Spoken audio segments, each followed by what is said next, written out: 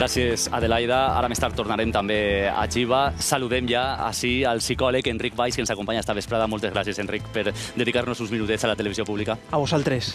Enric, estem tornant a veure totes aquestes imatges. Es remou altra volta la consciència d'aquell 29 d'octubre. Arribarem algun dia a tancar totalment la ferida que va obrir? Jo pense que no. Pense que inclús... Mira, vaig a fer un símil. Això és com si fora una ferida que s'està tancant, que se tancarà, però farà mal, no? És una cicatriu que sempre va estar present. Va estar present en dates senyalades i ara, en l'aniversari, anem a tindre precisament aquest dolor, inclús recordar escenes i sentir el que sentíem en aquell moment. Per tant, sempre va estar ahí. Obrim de nou la ferida, però com ajuden actes com el que viurem avui d'este funeral d'estat a mitigar un poc aquest dolor que estan sentint les víctimes? No sé si és com un dol que fem extensiu a tota la societat.